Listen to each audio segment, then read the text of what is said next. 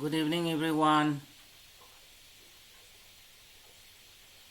This is the fourth and last session of the topic primary activities. We have been learning about agricultural systems in the world. Today we shall start with the discussion about cooperative farming. I will present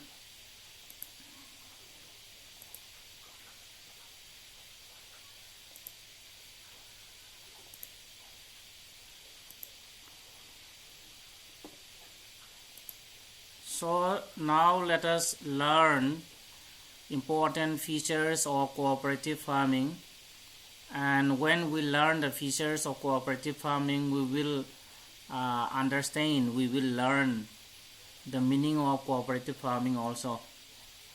So let us find out the important features. Here the first feature is given here.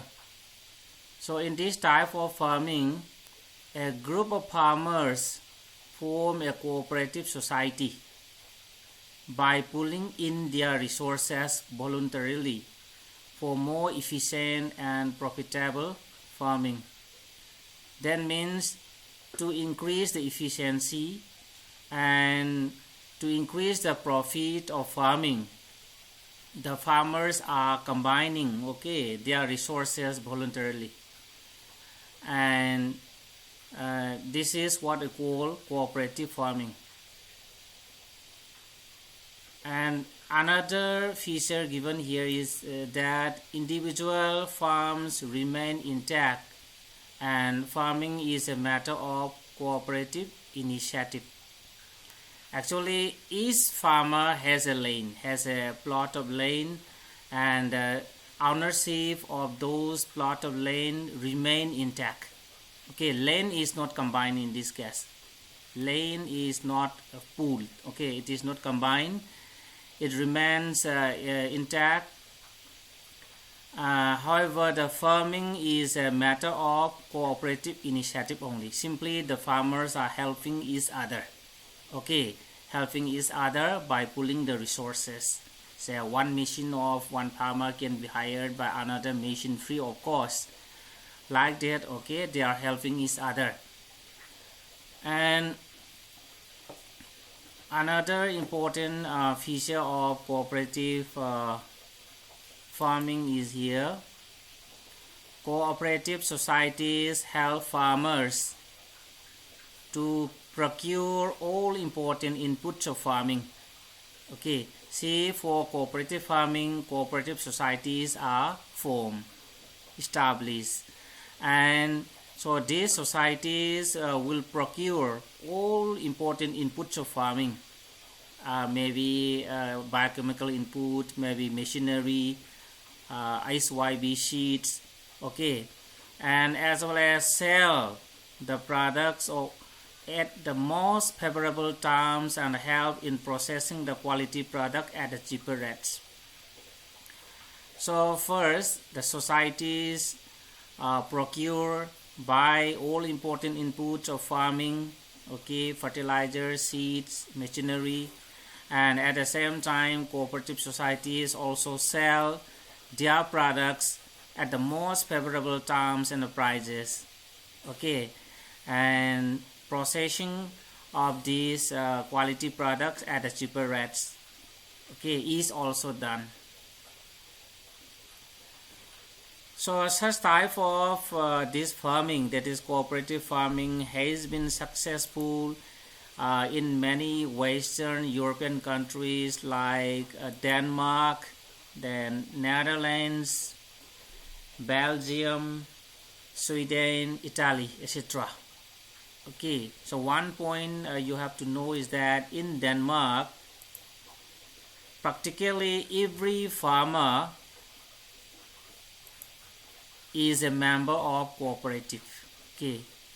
In Denmark, practically every farmer is a member of cooperative. So this is a very important statement. In the board exams also one more questions have been asked. In the coming years it may be asked as a MCQ question also. Okay, then see, this is about cooperative farming. Okay, important features of cooperative farming. Actually, in cooperative farming, simply this is a matter of cooperative initiatives. Farmers are combined together and form cooperative societies, and they are pooling their resources, okay, for more efficiency and to get more profit. So this is about cooperative farming. Any question about cooperative farming? Are you clear? Are you clear about cooperative farming?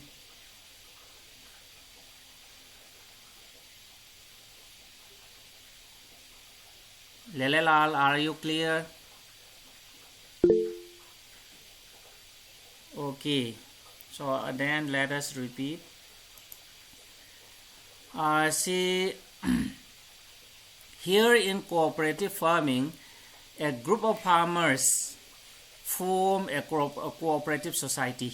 Okay, first of all, a group of farmers, some 40-50 farmers join together and form a cooperative society.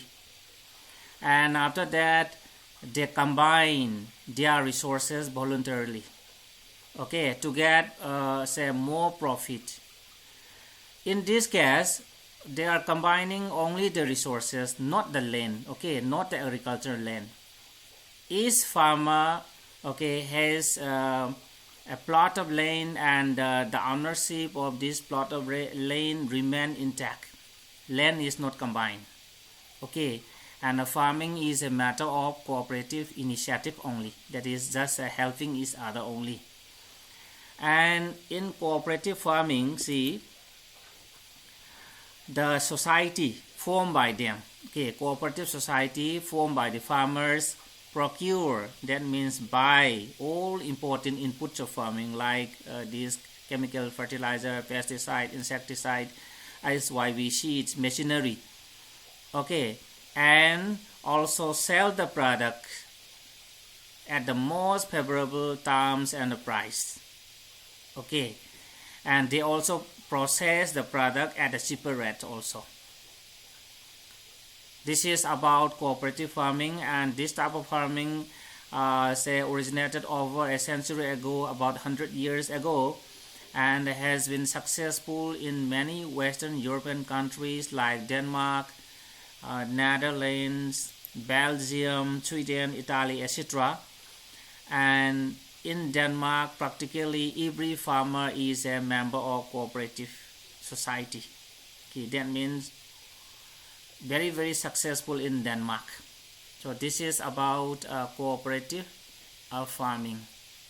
Okay, are you clear now?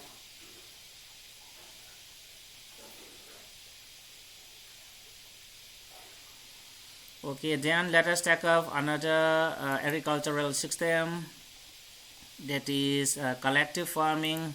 Okay, first let us find out the important features.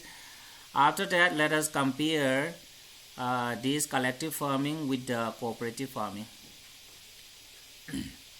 So in this type of farming, the basic principle behind this type of farming is based on social ownership of means of production and collective labor. So one thing you have to know is that in this type of farming, there is social ownership. Okay, there is social ownership of land also. Land is combined. Social ownership of land, and there is also collective production methods and a collective labor. In this case, they work together, they produce together, and the land is also combined. That is social ownership of land. Okay, and see here another important feature is here. So this collective farming improves upon the inefficiency of the previous methods of agriculture and boosts agricultural production.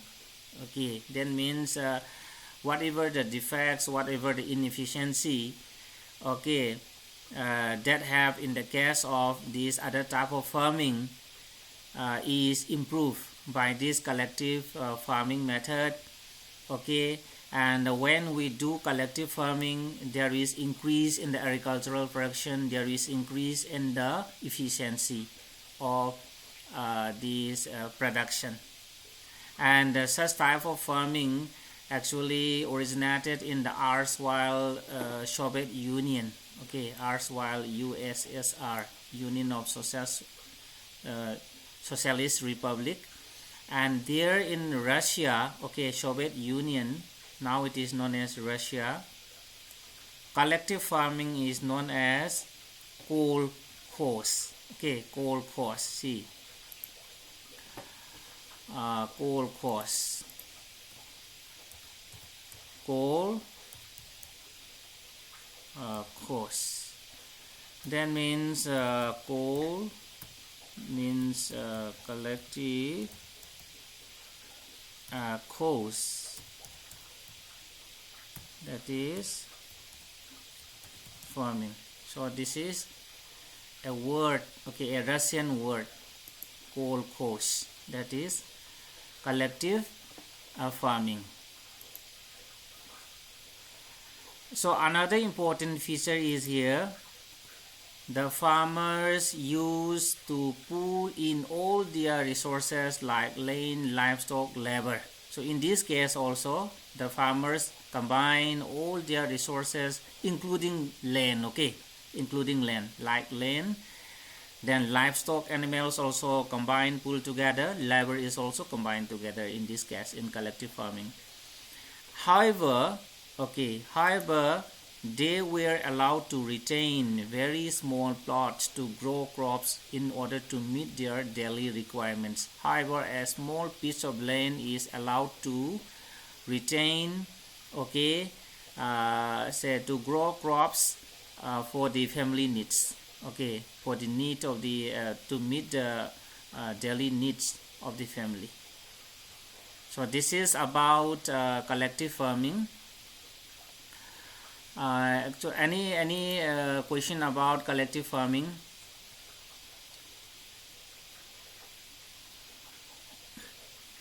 Okay, let us compare. Okay, let us compare the two types of farming, and after that the concept may be clear. Okay. So here is the differentiation between this collective and cooperative farming. The first point of difference is here. In cooperative farming, the farmers pool their resources together voluntarily and practice farming, whereas in collective farming there is social ownership of production and collective labor. So this is the first point of difference. In case of cooperative, the farmers combine their resources together. In case of collective farming, social ownership of land and production is there, and collective labor also there. Then the second point of difference is here. In case of cooperative farming, individual ownership remains intact, as I told you earlier, but in collective farming, farmers pool all their resources, but they can keep a small portion of land, okay, for the family needs. In case of cooperative farming, there is individual ownership of land. In case of collective farming, there is social ownership of land. Then the third point, cooperative societies help farmer to procure all inputs of farming, but in collective farming the government procures the inputs for them. I think you may be clear. In case of cooperative societies, cooperative societies help farmers to buy all inputs of farming. However, in case of collective farming, the government procures all the types of inputs for the farmers. Then another point of difference is here. Cooperative societies sell their products at favorable terms, while in collective farming, the product is sold at the price fixed by the state. Okay, in case of cooperative farming, the cooperative societies sell the products at the favorable terms, means at the price fixed by them, at the price fixed by the cooperative society. While in case of collective farming, the product is sold at the price fixed by the government. Fixed by the state here means fixed by the government. And the last point of difference is here. Okay, so these are simply the areas where this type of farmings are practiced. European countries like Denmark, Netherlands, Belgium, Sweden, etc. follow cooperative system, but Russia follow collective farming. So these are the 5 main points of difference between cooperative farming and collective farming. Are you clear? Any question? Are you clear?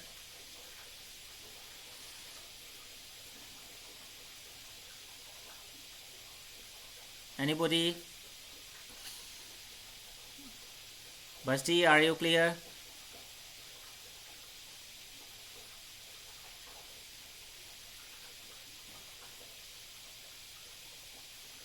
Okay. Then let us continue.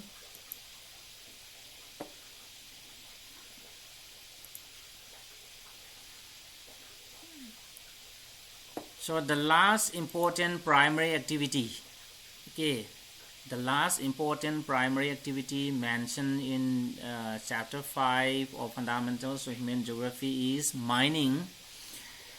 Can you tell me what mining is? Can you tell me what mining is?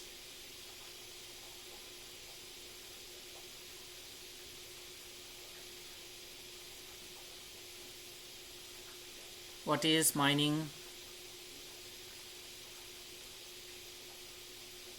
Nobody okay.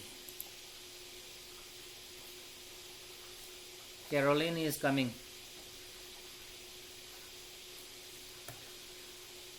Caroline, do you know what is mining?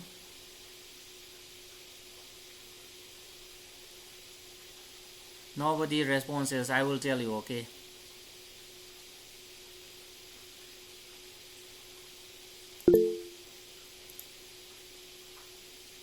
Excavation of minerals, yes.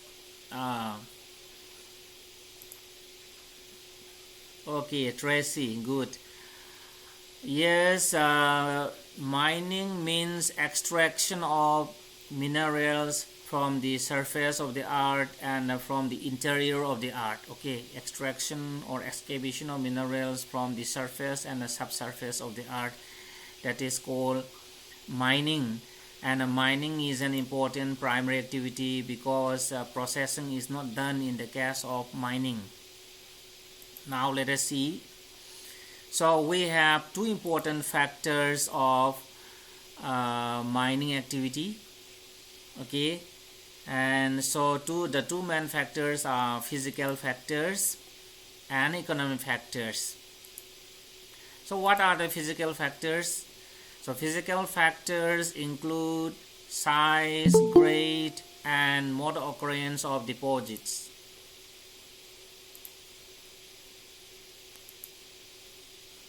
Okay, see here, physical factors include size. Size means the quantity, okay, the total quantity of the mineral, that is size. If the quantity is big, then it will be profitable, and so excavation, then extraction can be done. Grade refers to the quality of the minerals, and this is also very important. If the quality is very poor, then it may not be liked, okay, by the industrialists. And Another one is the mode of occurrence. Here the mode of occurrence means whether the mineral is obtained, occurred on the surface or in the earth interior. That is what I call mode of occurrence.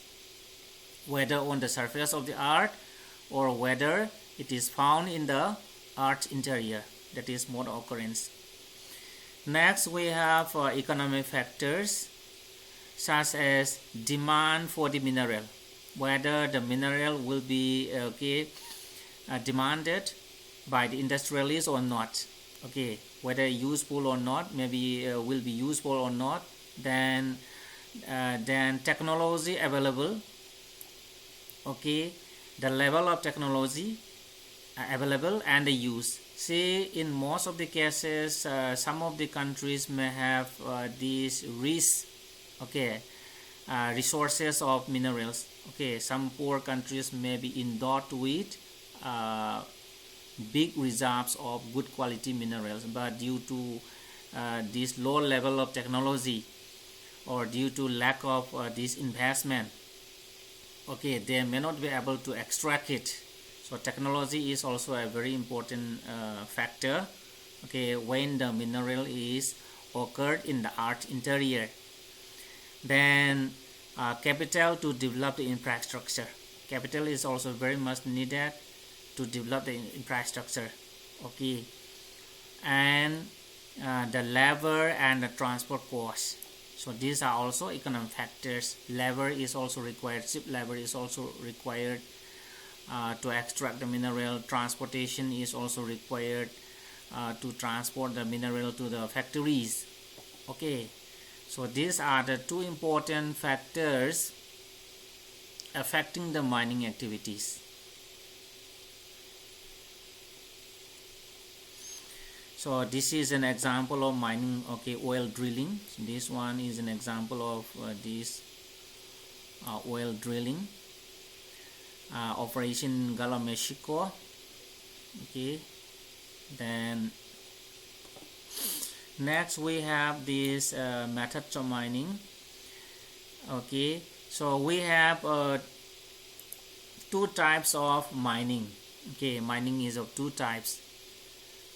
This is classified on the basis of mode of occurrence and nature of the ore. We have two types of mining. One is the surface mining, another one is the underground mining. So let us find out the advantages or the features of this surface mining. So surface mining is also known as open cast mining, and the advantage is that this method of mining is the easiest and the cheapest way of mining minerals that occur close to the surface. See, in this case,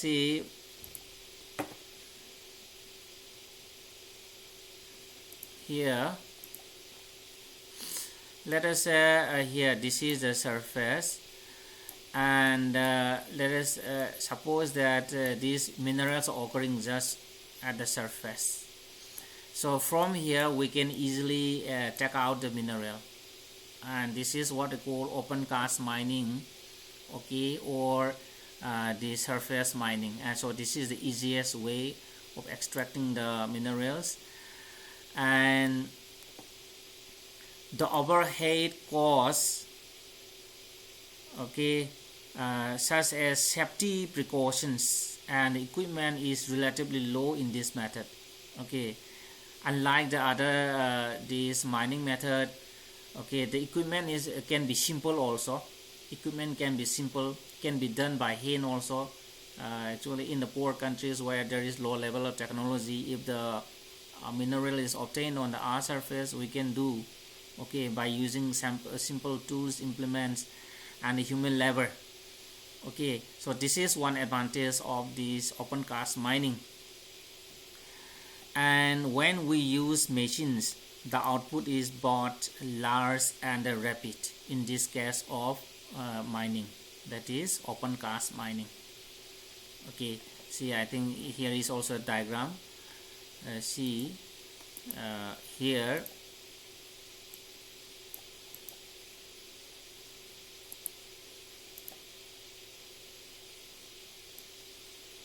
So this is an example of opencast mining, and here also another example of opencast mining. Simply from the surface, a man is taking out mineral from here. Then another type of mining is known as the underground mining. Okay, underground mining. See, underground mining is done when the ore lies below the surface of the earth. Okay, and here in this method, what to do? Vertical shafts have to be sunk from where the underground galleries radiate to reach the minerals.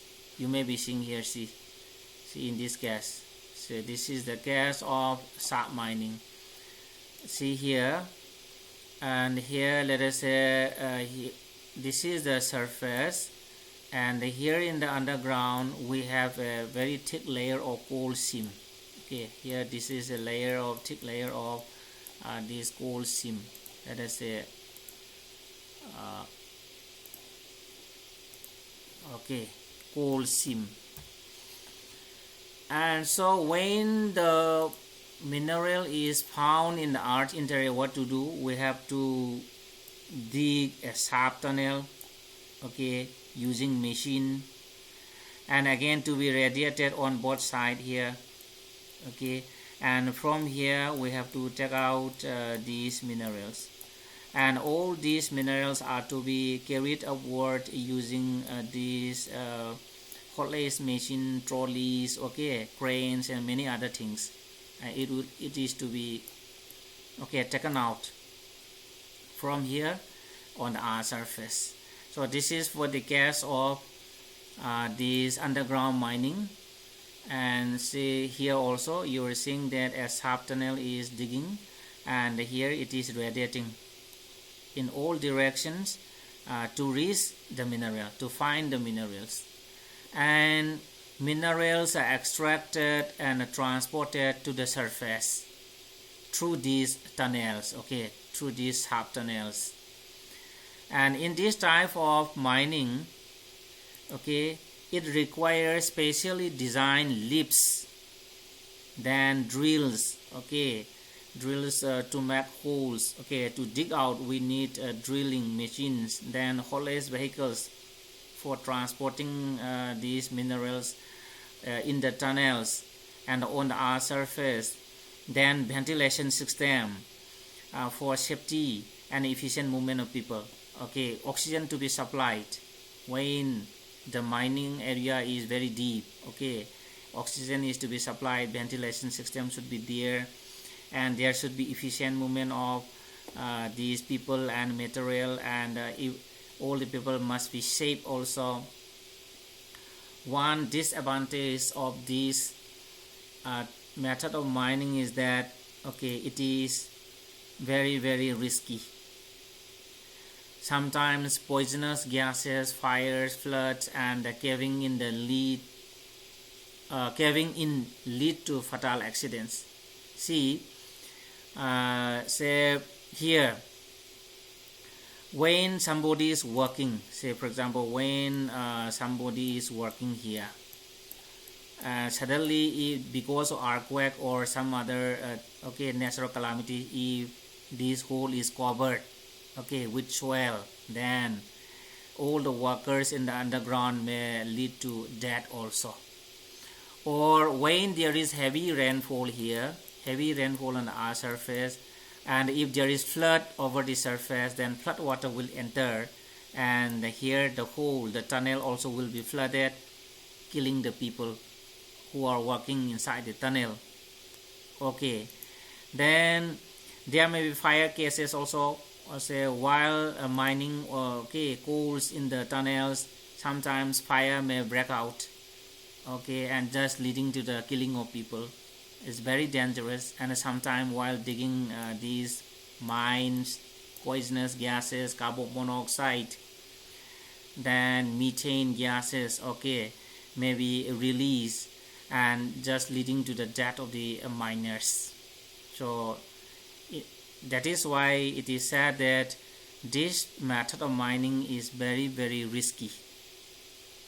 Okay, so these are about these mining methods. We have two types of mining. One is the surface mining, and the one is the underground mining.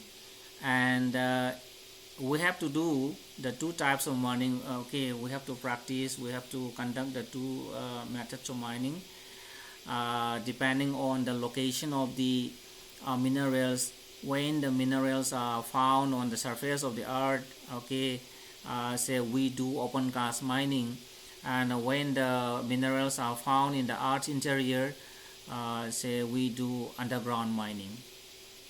Even though these are very risky to take out the minerals, so we have to do it. Are you clear? Do you have any question? Are you clear?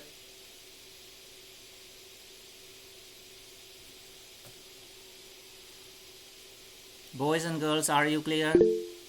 Okay.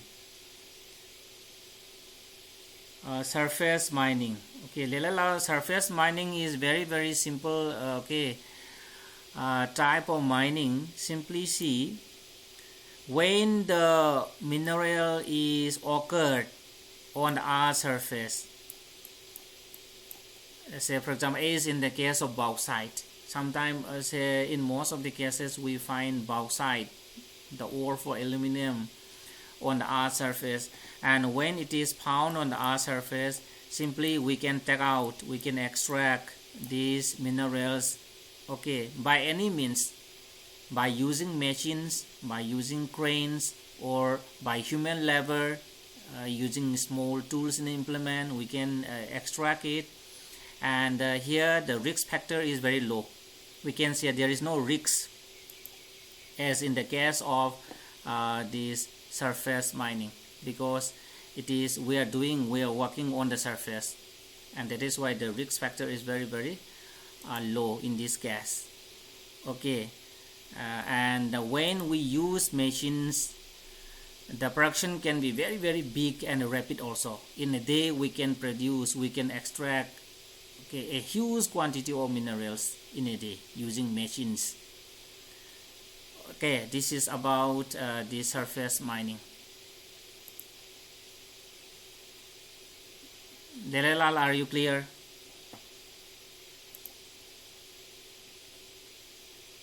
Okay, any other question?